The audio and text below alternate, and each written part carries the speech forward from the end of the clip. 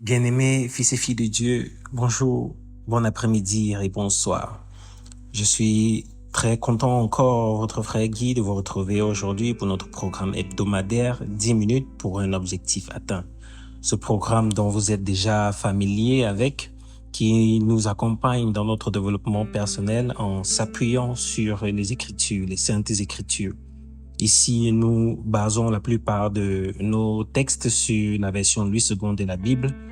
Et nous sommes contents comme ça là de pouvoir encore vous compter présent et de savoir que vous suivez ce programme et que vous répondez aussi à travers vos interactions, à travers vos messages et vos commentaires pour nous faire un feedback de comment est-ce que vous en sortez. Alors, sans plus tarder, nous allons entrer dans la thématique de cette semaine, est la foi et la confiance. Alors, pour pouvoir développer ce thème, nous allons plonger dans deux passages bibliques en particulier cette semaine où nous allons traiter d'une part la foi, définir la foi d'une certaine façon en nous appuyant sur Hébreux 11, verset 1 et puis la confiance en l'Éternel où nous appuierons sur Proverbe 3 du verset 5 au verset 6. Ça, ce sont les passages qui vont accompagner le traitement d'aujourd'hui et à la suite, nous irons vers le challenge de cette semaine.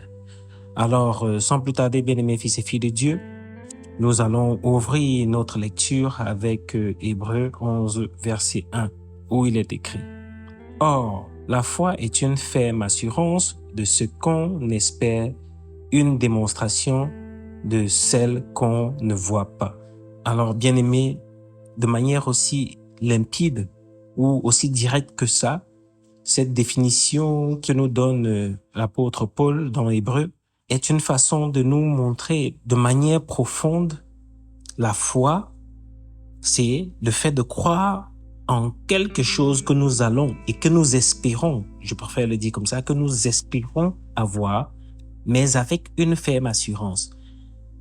Donc, ici, on est en train de traiter un aspect assez pointu qui est de savoir que il ne suffirait pas de vouloir, il ne suffirait pas de demander même, mais il faut que on mette dans cette foi-là l'assurance qu'on va l'avoir. Donc, une démonstration concrète de votre confiance en des réalités invisibles. On comprend dans cela que nous pouvons utiliser la foi comme un guide puissant dans la réalisation de nos objectifs. On va peut-être enrichir cela en regardant aussi dans Proverbe 3 du verset 5 au verset 6, où il est écrit « Confie-toi en l'Éternel de tout ton cœur et ne t'appuie pas sur ta sagesse. Reconnais-le dans toutes tes voies et il aplanira tes sentiers. » Ce verset nous encourage à placer notre confiance entière en Dieu, pas une partie, pas en quantité, entière en Dieu. Donc, quand on est en train de mettre en évidence notre foi, on s'appuie sur Dieu. Ça veut dire qu'on pourrait se dire on a la foi en peut-être nos capacités à nous de botter le ballon, en notre capacité à nous de pouvoir faire ou défaire quelque chose. Mais ça a toujours des limitations. Puisqu'on n'a pas la maîtrise, on n'a pas la connaissance de tout ce qui n'est pas nous, de tout ce qui est externe à nous, qui est le monde qui nous entoure.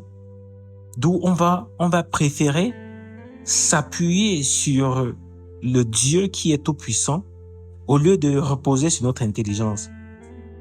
Cela vaut au-delà de notre propre compréhension. Cela va au-delà de notre propre compréhension et de la limitation de notre sagesse. La clé ici est donc de reconnaître Dieu dans toutes nos voies, dans chaque aspect de notre vie. Parce qu'il est facile pour nous de se regarder à nos compétences, de se regarder à notre relation, de se regarder à notre niveau social pour s'appuyer dessus, tandis que certains seront en train de parler de foi. Nous, on va aussi dire foi, mais notre foi n'a pas le même catalyseur. Ça ne repose pas sur le même élément. L'autre repose sur notre sagesse, sur notre capacité, sur notre intelligence, sur nos moyens. Mais ici, on parle de la foi en Dieu, en le Tout-Puissant. Celui-là qui fait des choses au-delà de ce que nous pouvons voir. Parce que nous avons compris dans le premier passage que on a la démonstration de celle qu'on ne voit pas. Comment tu peux démontrer quelque chose que tu ne vois pas? Pour ainsi dire, on peut parler de ne pas voir comme un état de ce qui n'est pas encore à ton niveau ou qui n'est pas encore dans tes mains. Tu peux aussi te dire que, ok, tu peux dire à quelqu'un, je vais te donner un sac parce que tu as déjà l'information que le sac va arriver demain. Tel un prophète. Mais quand on n'est pas prophète, comment est-ce qu'on fait pour avoir la foi? Parce que le prophète a la révélation de quelque chose qui va arriver. Donc, il peut venir en vous le disant, dire que voilà, c'est ça qui va arriver, même parfois avec précision. Mais toi qui n'es pas donc prophète, comment est-ce que tu fais? Tu t'appuies sur la parole de Dieu. Et la parole de Dieu a tellement d'éléments qui te rassurent de ce qu'il a fait avant, il va le faire aujourd'hui. De ce qu'il dit qu'il est le même aujourd'hui et demain. De ce qu'il est en train de te mettre dans un état de, tu le fais entièrement confiance. Ça, c'est aussi une autre chose que nous avons décelé dans ce passage. Lui fait entièrement confiance. Et il dit quoi? Il va aplanir tes sentiers. Aplanir tes sentiers, ça veut dire que rendre cela possible pour toi.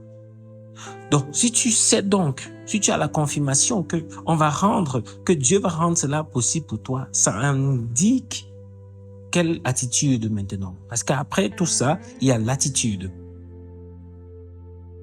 En faisant cela, on permet à Dieu de nous diriger, de diriger nos chemins, de pouvoir conduire notre vie dans des sentiers qui vont nous être paisibles, qui vont être celles-là qui vont nous être, pour ne pas dire facile, comme si la difficulté était un problème, mais dans le sens où on va toujours être des gagnants, dans le sens où on a toujours le bénéfice, dans les choses, dans le cadre où c'est toujours à notre avantage.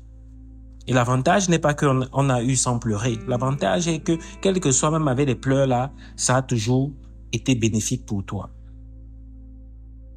Donc, la confiance en Dieu devient donc un pilier central de la réalisation de nos objectifs, de la réalisation de ce que notre cœur désire, de la réalisation de ce que nous avons demandé à Dieu.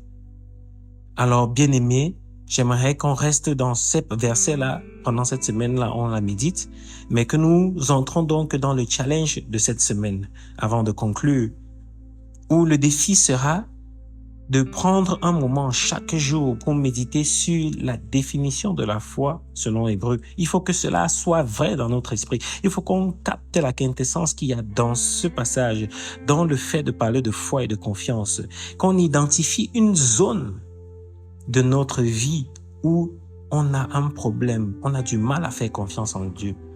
On prend une action basée sur la foi dans cette sphère, en reconnaissant que Dieu, dans toutes ses voies, va faire en sorte que cela se réalise. Il aplanira notre sentier. Alors, bien-aimés, fils et filles de Dieu, comme on l'a dit, on reste en méditation sur la foi et la confiance en Dieu, et on identifie dans notre vie une partie, quelque chose qui nous concerne, où on a du mal à faire confiance en Dieu, où on a l'impression que l'affaire est tellement intense que même Dieu ne peut pas gérer, et on décide donc de lui confier cela et de faire confiance que il va rétablir la situation, qu'il va restaurer la situation, qu'il va nous sortir de là, qu'il y aura changement à notre profit.